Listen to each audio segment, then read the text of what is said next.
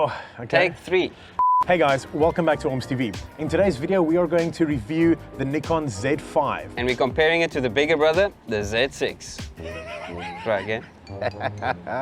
Alright guys, we're going to run you through some highlighted specs with these two models. We're not going to go in depth and bore you guys with the boring details, but first up, 24 megapixel on both, but the Z6 has got a backside illuminated sensor, so slightly better improvement in the low light side of things. 4.5 frames per second on stills, that guy shoots 12. Autofocus points is going to be the same, 273 on both, and then on the video. Now in terms of video, both of these units seem very similar at first glance. Both record 4K at a maximum frame rate of 30, but there's some key differences here. So first off, the Z5 does its 4K recording with a 1.7 times crop, which is quite substantial, while your Z6 does nice full frame 4K and down samples, which is kind of what you want. Then both of them have in-body stabilization, that's 5-axis image stabilization, and both of them have Nikon's eye tracking autofocus when you are recording video.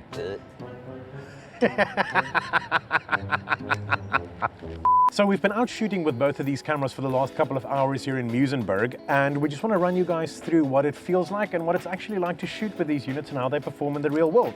So we're going to kick it off by just talking about the ergonomics on them. Yeah, so I've actually been shooting for Nikon for many years, but this is the first time I've picked up one of their mirrorless.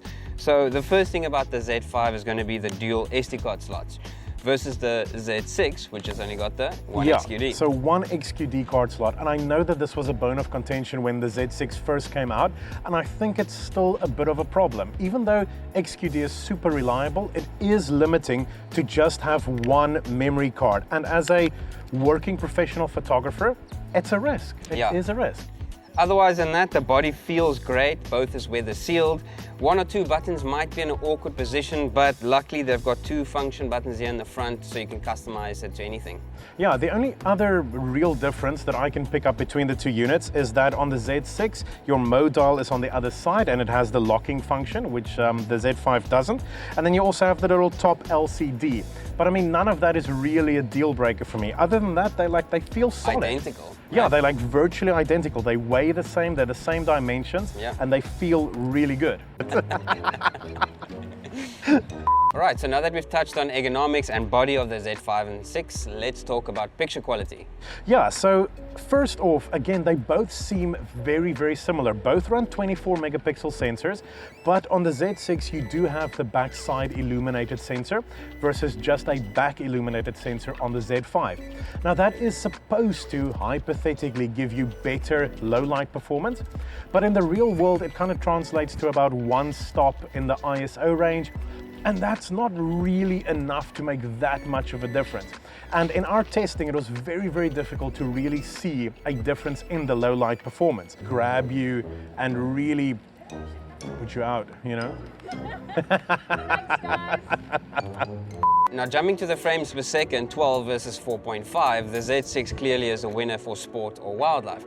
So the funny thing here is that both shoot on the same processor, meaning the processing power on these is the same. However, the speed on the Z5 is slightly slower. So this might be a software lock. So the only other thing to mention is that running through all the pictures that we took today, I mean, I was kind of shocked by exactly how close these two cameras is in terms of the stills performance. Both is giving great image quality. Yeah, like the fine detail pickup, the dynamic range out of it, it really is excellent out of both of these cameras.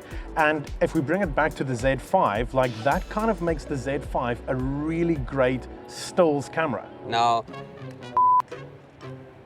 we process it. Now, thus far, both of these units actually seem incredibly similar, and that's a big positive for the Z5. But there is one point where they do stand apart quite wide, and that is when you talk about the video specs. Definitely. So first up for me, it was the stabilization. There was quite a big visual difference between the stabilization of the 5 and the 6. Even though both is 5 stops, I prefer the stabilization on the 6. Yeah, much smoother, right? Yeah. Yeah. So the other point where they stand apart for me is when you look at the output potential here. So your Z6 outputs a ProRes RAW file over the HDMI.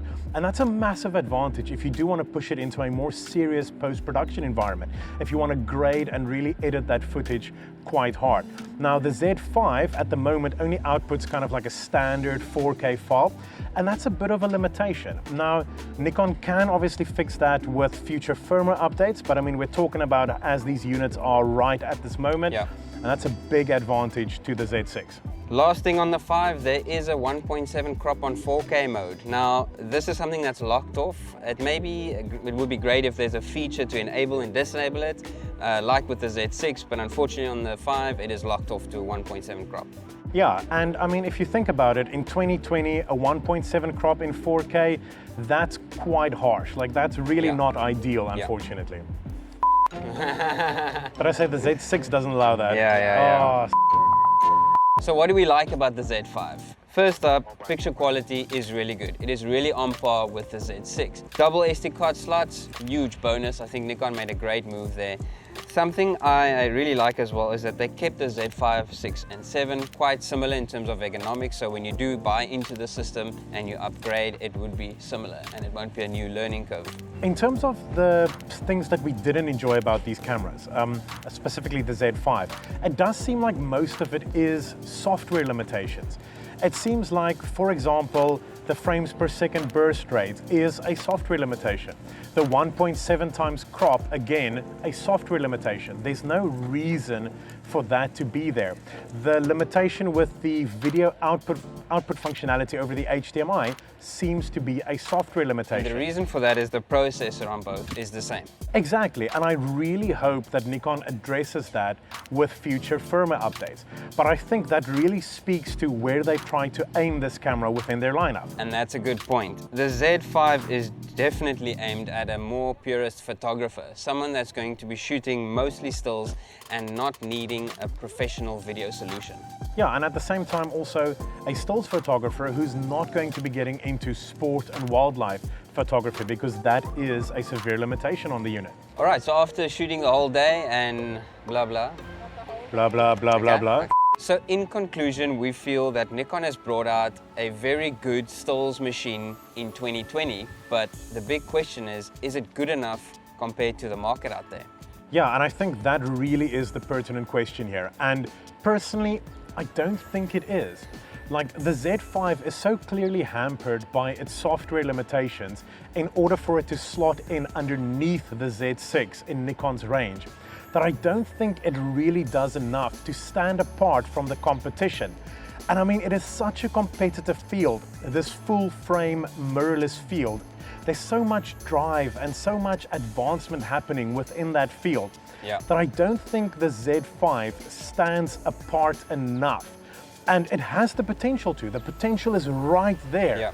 It just needs to be unlocked. But I think where the Nikon Z5 fits perfectly is for those traditional, loyal Nikon customers that's got many Nikon lenses and maybe still sitting with a DSLR body, but they want to upgrade to the new full-frame mirrorless technology, and that's where the Nikon Z5 is going to shine for stills. So that's it, guys, our comparison.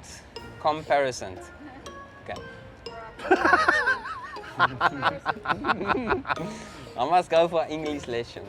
Definitely.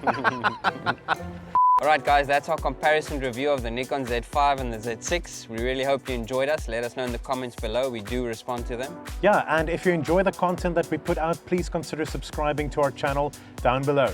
Cheers, guys.